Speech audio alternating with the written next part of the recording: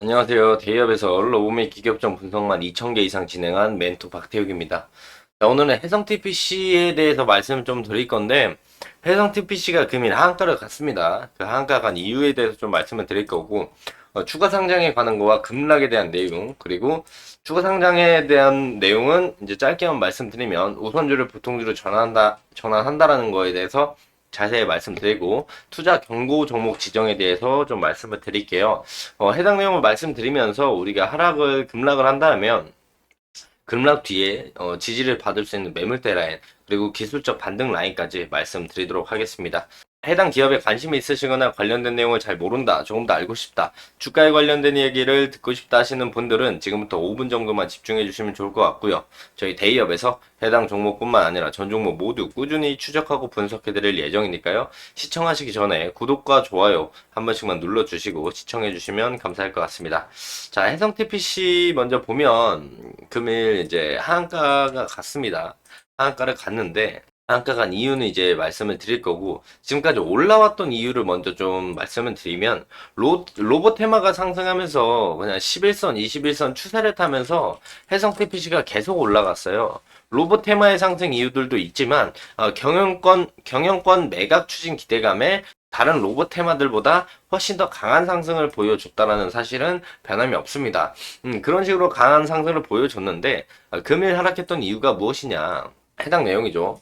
2월 23일에 나왔던 내용인데 투자 경고 종목으로 지정이 됐습니다. 투자 경고 종목으로 지정이 되면서 이제 강한 상승을 보여준다면 거래 정지, 매매 거래가 정지될 수 있다라는 점 이런 부분들도 부담으로 작용이 됐고요.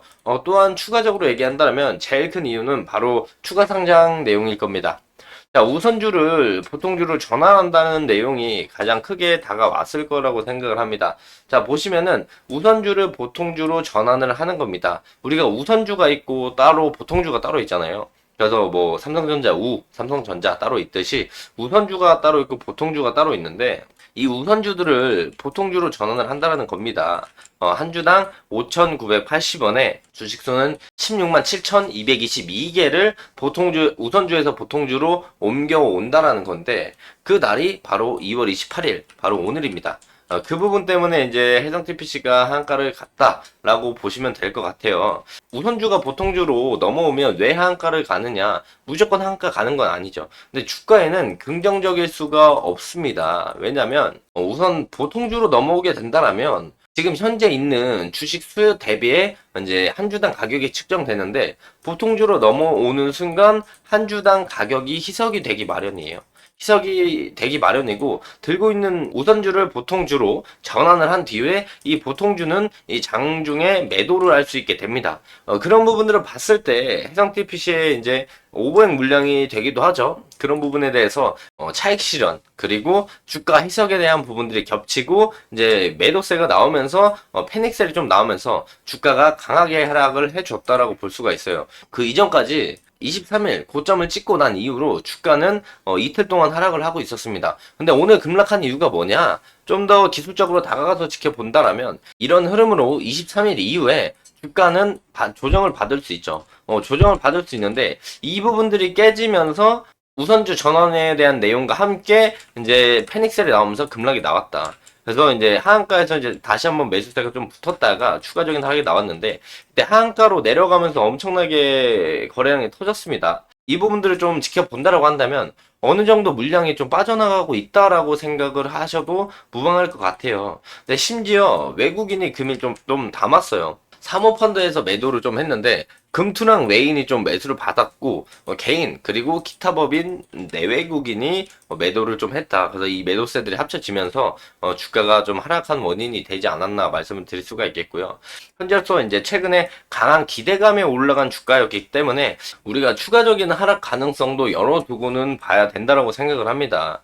그렇기 때문에 제가 생각했을 때 이제 지지 라인으로 본다라고 한다면 추가적인 급락은 없는 게 제일 좋겠지만 추가적으로 하락이 내려온다면 이전 고점 라인들을 형성해 줬었던 만원대 라인이 기술적 반등의 자리가 나올 가능성이 높다. 물론 바로 위쪽에 12,000원의 매물대 라인도 있지만 해당 부분의 매물대 라인보다는 그 밑에 있는 만원대 라인이 지지받을 확률이 더 높다라고 생각을 하고 있고요. 또한 61선이 올라오는 자리이기 때문에 기술적 반등이 나온다라면 12,000원보다 만원대 라인에서 더 강하게 닿을 확률이 높다라는 거를 좀 생각을 해주시면서 해성 TPC 이길 상황을 체크해 봐야 할 것 같다.